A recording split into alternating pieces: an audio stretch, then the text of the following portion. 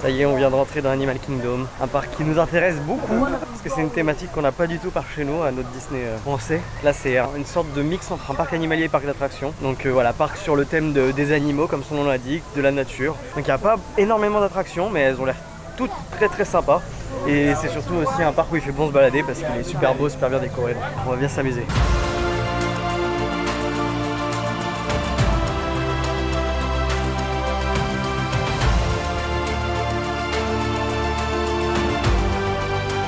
Dès notre entrée dans le parc, on arrive dans une zone appelée l'Oasis, une zone sans aucune attraction, sans quasiment aucun commerce, aucun restaurant, ce qui tranche vraiment beaucoup avec les entrées de parc dont on a l'habitude. C'est une zone avec beaucoup de végétation, des petits chemins un peu partout, quelques animaux. On la traverse assez vite pour se diriger sur Discovery Island, le centre du parc, où se situe l'immense Tree of Life, l'arbre de la vie. Cet arbre trône vraiment majestueusement au centre du parc, sur son tronc sont gravés énormément d'animaux. Autour, il y a également plein de petits chemins dans lesquels on peut se balader et également voir des animaux. On n'a vraiment pas l'impression d'être dans un parc d'attractions quand on est dans cette zone et c'est vraiment super agréable de s'y balader. Et en plus, dans la zone autour de cet arbre, on peut y croiser plusieurs personnages, dont les personnages de là-haut, comme par exemple Russell, Doug ou bien le célèbre oiseau du film, Kevin. Bon, il serait peut-être temps de faire une attraction maintenant. Mais malheureusement, ce jour-là, le parc est très rempli. Mais dans le quartier asiatique, on trouve une attraction qui n'a que 5 minutes d'attente, donc on se jette dessus et cette attraction, c'est Kali River Rapids. Il s'agit d'une attraction de type rafting qu'on trouve très souvent dans les parcs, dans laquelle on va être dans une bouée qui va être prise dans des rapides, faire quelques descentes et dans laquelle en général il y a quelques personnes qui se trouvent très mouillées puisque c'est assez aléatoire. Déjà, ce qu'il faut dire, c'est que la queue est magnifique, vraiment elle est très jolie, on a de super décors un petit peu partout qui nous immergent vraiment dans l'Asie. En plus de ça, si vous avez vu mes premières vidéos, vous savez très bien que Lauriane est ravie de faire cette attraction. Est-ce que je vais tremper? Toi t'aimes bien les trucs qui mouillent, hein? Je déteste. Mais bon, là ça va sécher rapidement si je trempais. Oui, en vrai la Floride il fait tellement chaud que ça sèche vite. En vrai, le parcours est plutôt tranquille, hein. Ça mouille pas énormément sur la plupart du parcours. Il n'y a pas énormément de décors, mais il y a un endroit que je trouve vraiment magnifique. C'est cette forêt dévastée, comme s'il y avait eu un incendie juste avant. Je trouve le lieu vraiment super bien fait et je pense que c'est l'endroit le plus joli de l'attraction. Mais j'ai dit que ça mouillait pas beaucoup. C'est vrai sur la plupart du parcours, mais il y a un endroit où ça mouille pas mal quand même. Et Lauriane a adoré.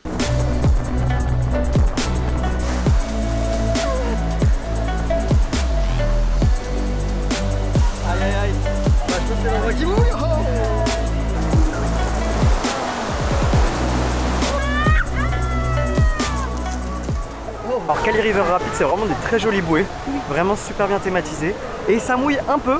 Voilà, c'est hyper raisonnable. Ouais, comparé à ce qu'on a eu à SeaWorld, c'est... Même dans d'autres parcs, hein. Je trouve que c'est plus joli et ça mouille un peu, ça rafraîchit. Il y a une petite chute qui mouille bien, voilà. et c'est tout, mais ouais, c'est vraiment beau. Un petit peu court peut-être, mais sinon c'est très beau quand même. Mais personne ne sort trempé de la tête aux pieds, quoi. Non, ça va. Le parc est toujours bien rempli, donc on se dirige vers la zone africaine pour aller y voir un spectacle, The Festival of the Lion King. Donc comme son nom l'indique, il s'agit d'un spectacle sur le thème du roi lion, mais qui est très différent de celui qu'on connaît à Disneyland Paris, car ici le public se situe tout autour de la scène. Ça va être un spectacle avec plein de numéros, un peu un spectacle d'acrobates, on pourrait croire un petit peu un spectacle de cirque. Et c'est un spectacle qui est vraiment très joli à voir. Il y a des immenses chars qui sont sur les côtés de la scène avec des sortes de marionnettes, ouais c'est ça, les marionnettes de Simba, de Pumba et d'autres animaux de la savane. C'est impressionnant. Ouais, elles sont très belles, elles font très vivantes quoi pour des marionnettes. Vraiment c'est un beau spectacle à voir absolument. Bon, on commence un peu à avoir faim et si on allait dans le monde de Pandora pour aller manger dans l'un des restaurants qu'on m'a le plus vendu comme étant le meilleur restaurant de Disney World, c'est donc direction le Satuli Canteen qu'on se dirige. Et en plus ça nous permet de tester le mobile order pour la première fois et c'est vraiment très pratique parce qu'on n'a pas besoin de faire la queue, on va directement chercher au comptoir notre plat dès qu'il est prêt et donc c'est parfait. Alors on est au Satuli Canteen et apparemment c'est l'un des meilleurs quick service ici à Disney World et on a pris, donc toi t'as pris le Ocean Bowl, donc avec des nouilles bleues, t'as du thon, t'as plein de petits légumes différents. Et moi c'est un combo avec poulet, bœuf et pareil des nouilles avec également plein de petits légumes. Donc, on va se régaler, je le sens. Et à côté, on a pris, ici, c'est des margaritas au kiwi avec de la tequila, du kiwi, du citron. Donc voilà, ça va être délicieux. Satuli Canteen, c'était délicieux. Je comprends sa réputation de meilleur quick service de tout Disney World. Et c'était copieux. C'était copieux, très copieux. Ouais. Mais je pense que ton plat était un petit peu meilleur, même le thon avec les nouilles bleues et tout. Bah, c'est le plat un peu original. Moi, c'était très bon aussi, mais voilà. Le cocktail était pas mal aussi. Ah, le cocktail était super rafraîchissant. On sentait pas trop l'alcool. mais très c'était bon. vraiment délicieux. Ouais. Après ce délicieux repas, on part se promener dans le Maharaja Trek. Comme j'ai dit au début, Animal Kingdom, c'est à la fois un parc avec des attractions, mais également un parc animalier.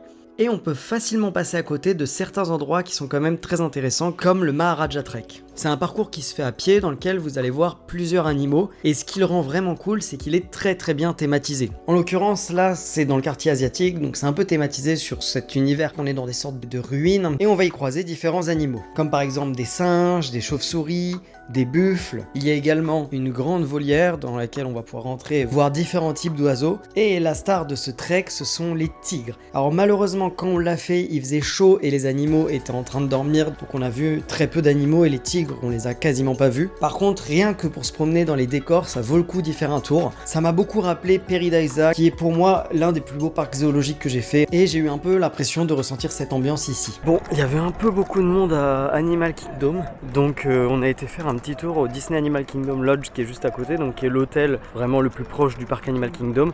Et c'est un hôtel un peu particulier parce qu'il est collé en fait à une immense savane et il y a quelques chambres qui ont vue sur cette savane, donc vous pouvez dormir et vous réveiller face aux girafes, face aux zèbres. C'est un peu la particularité de cet hôtel et c'est un hôtel de luxe, donc un des hôtels les plus chers du resort.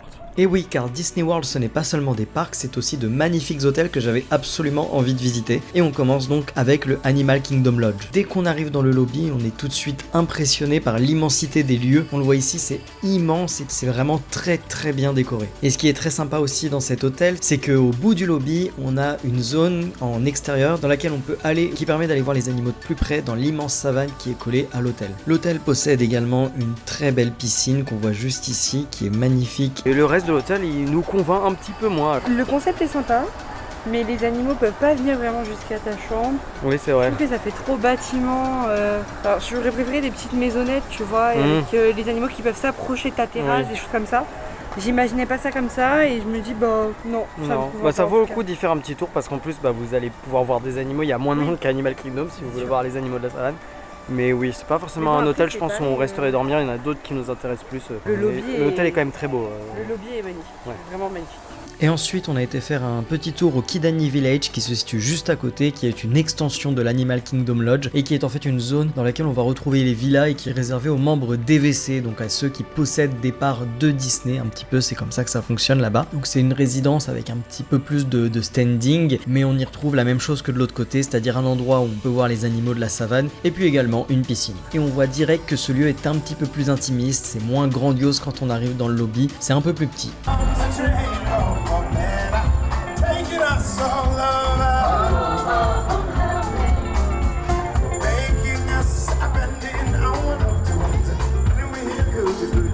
Ça y est, on est de retour à Animal Kingdom. Et là, on revient parce que le monde s'est un peu calmé. Donc là, on va se faire Kilimanjaro Safari qui est descendu à 15 minutes alors qu'il était à 60 minutes quasi toute la journée.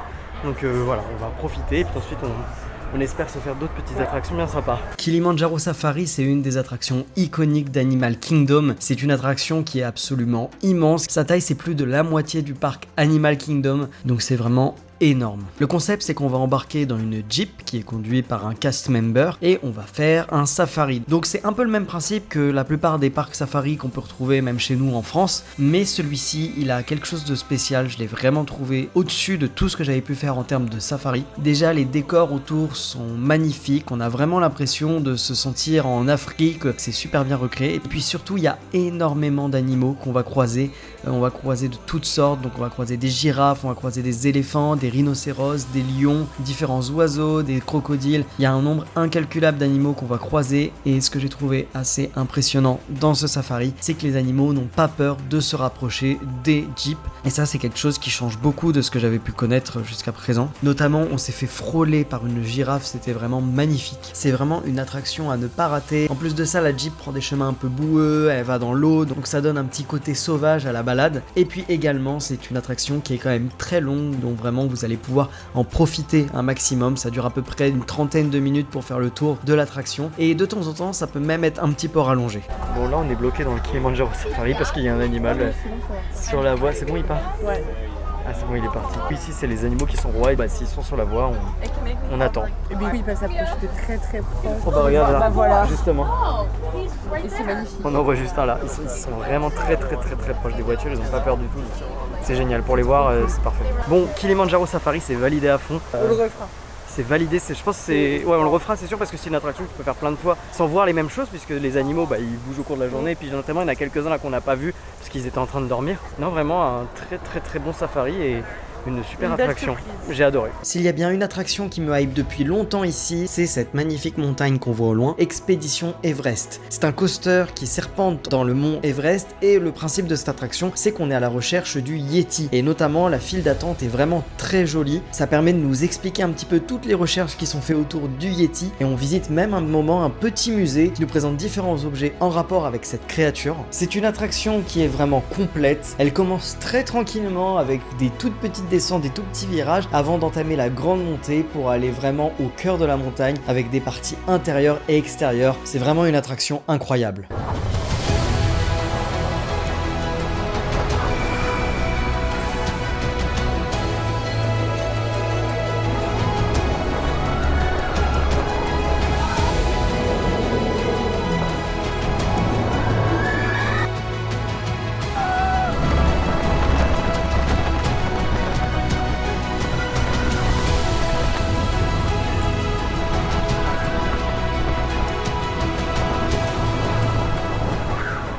Expédition Everest, génial.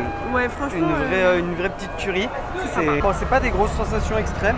Quoique moi, la descente au moment où on sort de la montagne m'a quand même bien étonné. Je m'attendais vraiment à une petite descente, toi pas trop, mais moi. Moi, m'a pas étonné, mais par contre, c'était très joli. Vraiment, ouais. C'était super beau. On voit le Yeti là qui à la toute fin là qui nous surplombe aussi, c'est très sympa ça. C'est super varié, le tracé est vraiment cool. T'as vraiment l'impression de te balader dans la montagne, donc et génial. Ce qui nous a fait surtout très plaisir, c'est que c'était annoncé 55 minutes et on a réellement attendu pas plus de 20 minutes. Oui, c'est ça. C'était super rapide et on faisait que avancer. Et d'ailleurs la queue est super belle, super bien thématisée, mais du coup on n'a même pas le temps de la regarder. On n'a pas le temps de la regarder tellement on va vite, tellement on avance vite. Donc enfin on retrouve des montagnes russes qui débitent quoi. Genre ils sont vraiment bons en opération, ça va vite et c'est génial de retrouver un truc comme ça chez Disney, c'est ça. Parce que c'était pas ça chez SeaWorld Orlando et à Busch Gardens. Voilà, ça fait plaisir. Génial, j'adore cette attraction. Là on est au Dino Bite, donc dans Dinoland USA, et on va tester, alors le nom exact je sais plus, c'était genre Dino Dig Cookie ou un truc comme ça. Ça a l'air très bon, donc c'est 2 cookies et à l'intérieur de la glace à la vanille. Ça c'est un snack. On en a pris un pour 2 et je pense qu'on a bien fait. Parce que ouais voilà, quand on voit la taille du truc, je pense que j'aurais pas assumé de le manger tout seul. Donc t'es un peu déçu toi? Un petit peu déçu. Je trouve que la glace n'a pas beaucoup de goût de vanille. Il y a un goût de cannelle alors qu'il ne semblait pas l'avoir vu en tout cas. Et le chocolat là, ça c'est du chocolat, ça n'a aucunement le goût de chocolat.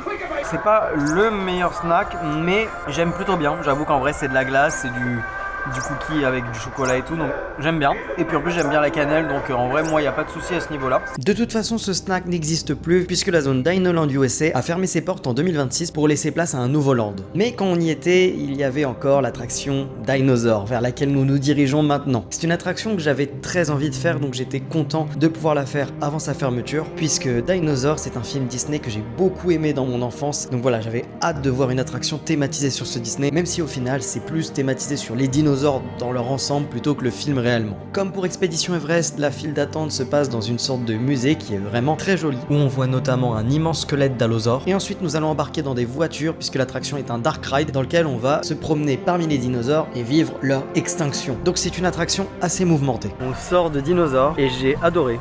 Oui. J'ai vraiment beaucoup aimé. J'avais entendu des retours comme quoi c'était pas super, un peu trop dans le noir et tout, et justement je trouve que les passages dans le noir, ils sont cool en fait, et qu'il y a assez de lumière pour voir juste ce qu'il faut voir. J'ai eu un petit peu peur. Ouais, les dinosaures là, En fait, je savais pas du tout à quoi m'attendre moi. Oui, c'est vrai. En fait, on vient dans les parcs, mais moi je laisse Corentin me guider. C'est vrai que ça bouge beaucoup, mais justement, c'est ça qui est cool aussi. Ça bouge, mais ça donne pas mal au ventre, ça ne tourne pas l'estomac. Non, vraiment, j'ai vraiment adoré. Donc là, pour ce soir, on mange au Flame Tree Barbecue. Donc on a pris la même chose, un trio où il y a des ribs, du porc effiloché et du poulet. Et c'est servi avec du riz et des haricots rouges. Et puis aussi, le gros avantage de ce restaurant, c'est qu'on a une vue de fou. On est face à Expédition Everest, au bord du lac. On pouvait pas rêver mieux comme place pour en tout cas ce repas de ce soir. Et puis en boisson aussi, on a pris un cocktail avec du Minute Maid Strawberry et de la vodka. Ça s'annonce très rafraîchissant, donc on va goûter tout ça. Bon, bilan du Flame Tree Barbecue. très mitigé. Un peu déçu. Alors niveau environnement, niveau vue, c'est génial, alors, vraiment on est super bien placé pour manger. Par contre le repas, c'était très sec, très En fait, sec. on avait vu tellement de bons avis qu'on s'attendait à un super repas. Non, on s'attendait vraiment à un Et puis, truc très bon. Et... Je trouve personnellement que les assiettes sont pas du tout équitables. T'as eu un morceau de ribs qui était fin comme ça. Ouais. Moi j'ai eu un bloc énorme. Non, vraiment, les 3 viandes étaient sèches. Je recommanderais pas vraiment ce restaurant, si ce n'est pour la vue. Ou alors peut-être prendre un autre plat que celui du trio de viande. Si vous n'avez qu'un repas à passer ici à Animal Kingdom, allez plutôt au Satuli Cantine qui était bien meilleur. Et puis les cocktails sont bons, mais très sucrés. Ouais, mais ça c'est pas que le Flame Tree, c'est tous les cocktails qu'on a bu à Disney World. Midi aussi. Oui, Au ils sont bons, Satuli Cantine, c'était très bon, mais c'est extrêmement sucré vraiment. Ouais, ça fait qu'on sent quasiment pas d'alcool. Donc voilà, mitigé, pas trop. Et bien sûr, on a gardé le meilleur pour la fin. Pandora, le land d'Avatar. C'est vraiment un land qui est à couper le souffle. Dès qu'on arrive, on voit ces immenses montagnes flottantes en face de nous. C'est hyper impressionnant. On a vraiment l'impression qu'elles sont en train de voler. Et la végétation tout autour nous plonge directement dans l'univers d'Avatar. C'est sans aucune hésitation le plus bel endroit d'Animal Kingdom. Et rien que pour ça, le parc vaut amplement le détour. On est actuellement dans la queue de Flight of Passage et c'est incroyable comment c'est magnifique. J'ai jamais vu ça là dans un parc. Les montagnes flottantes là, c'est tellement bien fait. C'est une dinguerie, c'est génial. On a hâte de faire l'attraction, mais rien déjà que la file d'attente, c'est une expérience en soi. C'est déjà une attraction à part entière. Ah, c'est déjà génial, ouais. Oui, Flight of Passage, c'est la grosse attraction de ce land. Et la file d'attente nous fait passer par plein d'endroits différents. On est d'abord à l'extérieur, ensuite on arrive dans une sorte de caverne, avant d'arriver dans un endroit avec des plantes bioluminescentes un petit peu partout. C'est vraiment magnifique. Et ensuite on arrive sur la base militaire des hommes qui sont sur la planète Pandora, dans laquelle on va vraiment se croire dans l'univers du film, avec notamment cet avatar dans son aquarium en train d'attendre son hôte. Concernant l'attraction en elle-même, il s'agit un petit peu d'un flying theater sur lequel on va chevaucher des banshees, les sortes de dragons d'Avatar, et on va survoler Pandora avec donc des lunettes 3D, des effets de vent, de mouvement, et vraiment on s'y croirait. Alors, on sort de Flight of Passage, c'était bien. C'était vraiment bien, non? Toi t'aurais même dit plus? Ouais, moi j'ai trouvé ça vraiment exceptionnel, sauf à quelques moments, pardon, la 3D. Il y a une scène en particulier, Ouais. pour ceux qui l'ont déjà fait, la scène de la grotte. La 3D est un peu mauvaise à ce moment-là. On voit bien l'image qui est dédoublée, donc ça casse un peu l'immersion. Par contre, tout le reste du ride est beaucoup mieux. est vraiment très bien. Ouais. Et je trouve que par rapport aux autres Flying Theater que j'ai pu faire, parce que c'est un peu le même système, c'est plus immersif. On sent la respiration du Banshee sur lequel on monte. Je trouve que les mouvements sont un peu plus réalistes, c'est-à-dire qu'on a vraiment l'impression de plonger à des moments, on a vraiment l'impression de voler. Donc c'est vraiment immersif, quoi. c'est vraiment très immersif. Ouais. Juste, j'aurais peut-être préféré, il y a pas mal de scènes justement où on frôle l'eau, on est censé traverser des vagues. J'aurais bien aimé qu'on reçoive un petit peu d'eau dans la figure, je trouve que Un ça petit aurait peu plus. Bah on n'en reçoit pas du tout ici. Ah si. T'as reçu de l'eau toi? Oui. Ah bon Mais bah très peu, hein. Vraiment. peut-être que j'étais sur une moto défectueuse aussi, il y a moyen. Parce que moi j'ai reçu vraiment zéro. Et niveau odeur, il n'y avait pas grand chose aussi. J'ai senti à des petits moments, mais voilà. Mais sinon ça reste une très bonne attraction, mais j'ai l'impression qu'on me l'a un petit peu survendu. On en attendait peut-être trop. Je reste un peu sur ma faim par rapport à mes attentes. Ça reste une attraction quand même de classe mondiale et qu'il faut absolument faire hein, si vous venez ici. Faut pas passer à côté du tout. Et là on l'a fait le soir. On a attendu juste 30 minutes. C'était annoncé 55 minutes, on a attendu 30 minutes. Je trouve qu'il est très raisonnable pour cette attraction qui est souvent à plus de 1h30, voire même des fois 2 heures d'attente. Et puis on l'a fait sur la fin pour voir le land Avatar de nuit. Land Avatar de nuit, un petit peu décevant. En fait, ça rend très bien sur les photos. Ah ouais, en photo, on l'a c'est vu, incroyable. on l'a vu parce que là on vient de faire des photos et sur les photos on voit des couleurs qu'on ne voit pas à l'œil nu en fait. À l'œil nu ça reste assez très sombre en fait. Alors c'est joli. Il n'y a pas beaucoup de couleurs à l'œil nu. Le land est très paisible et tout, mais ouais, il n'y a pas énormément de couleurs, notamment sur les montagnes volantes. Après, on a quelques petites plantes bioluminescentes qui sont plutôt jolies un peu partout. Pour le coup, je m'attendais à mieux pour le land. Ouais, tout le monde me disait allez voir le land de nuit, allez voir le land de nuit. On l'a vu, c'est joli, mais sans plus. J'avoue que moi, surtout, je l'ai préféré de jour en fait. Je l'ai préféré largement de jour, c'était beaucoup mieux. Donc on est un peu tatillon, mais ça reste quand même un très beau land, un land magnifique. Et puis une attraction géniale. Donc malgré tout ce qu'on dit, on a quand même beaucoup aimé cette attraction. Et c'est avec ce bus complètement vide pour retourner au Caribbean Beach que se termine cette vidéo. Si vous avez aimé, n'hésitez pas à vous abonner, n'hésitez pas à laisser un commentaire, à laisser un j'aime. Et on se retrouve très prochainement pour la prochaine vidéo à Walt Disney World.